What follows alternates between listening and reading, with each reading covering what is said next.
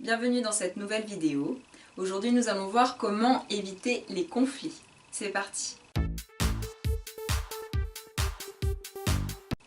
Quand quelqu'un vous fait un reproche, cela va venir piquer votre ego. Mais c'est quoi exactement l'ego?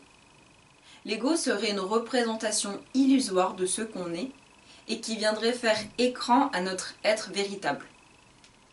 Il se construit l'ego par le passé, toutes les expériences passées que nous avons eues, qui nous ont déterminés et permis de savoir les qualités et les défauts que nous avons, et qui ont permis de savoir qui nous sommes. Sauf que notre être évolue chaque jour. Vous avez un nouveau vous-même, une nouvelle version de vous-même chaque jour. Et l'ego n'est pas forcément actualisé en conséquence.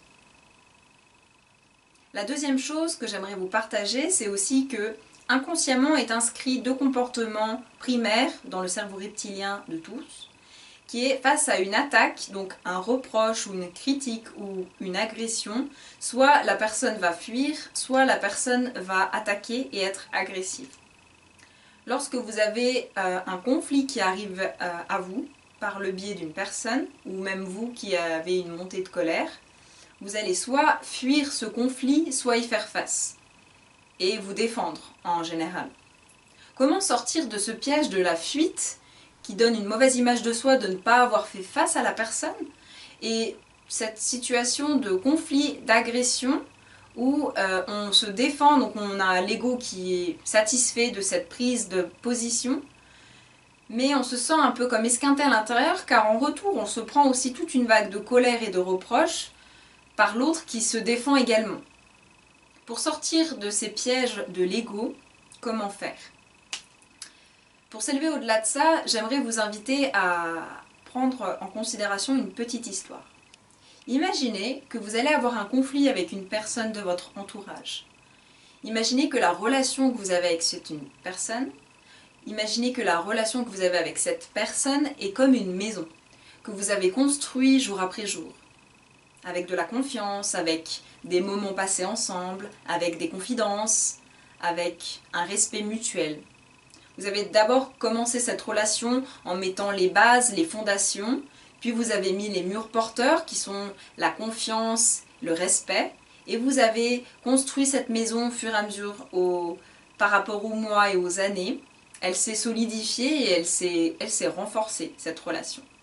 Avoir une dispute, c'est comme si une tempête ou une tornade venait emporter cette maison et la détruire sur son passage.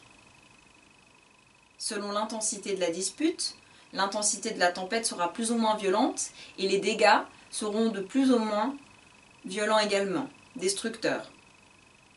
À ce moment précis, quand vous sentez naître la colère, l'énervement, peut-être un sentiment d'injustice, ou que l'autre vous renvoie cette image de colère, d'injustice, réfléchissez une minute.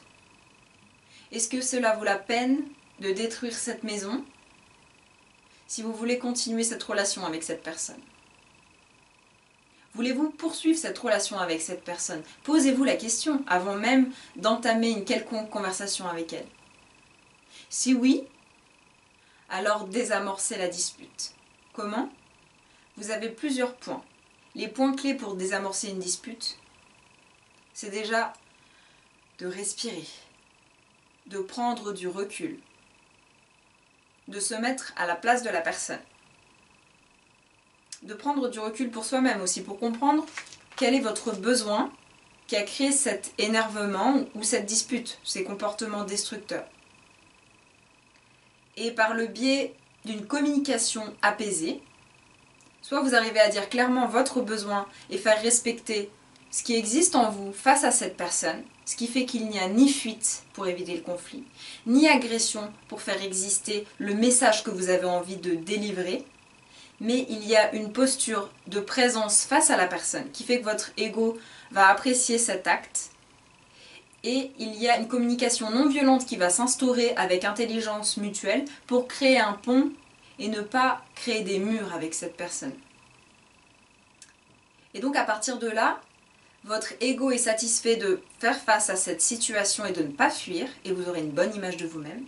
Et votre être profond, votre cœur, va vibrer positivement et aussi se sentir bien et vous faire vous sentir bien de cette prise de position également qui est l'intelligence du cœur, qui est la paix, tout simplement. Sortir des guerres d'ego, sortir de toute l'énergie que demandent ces conflits, ces réflexions, ces conversations violentes. Ne voulez-vous pas plutôt prendre toute cette énergie, dispersée par-ci par-là dans ces conflits, et la mettre au service de ce que vous voulez vraiment vivre dans votre vie? Ne voulez-vous pas récupérer toute cette énergie et construire des choses qui vous font plaisir et qui vous rendent fiers de vous? Vous avez le choix.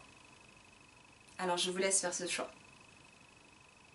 Si cette vidéo vous a plu, n'hésitez pas à liker et à vous abonner à la chaîne. A bientôt pour des prochaines vidéos.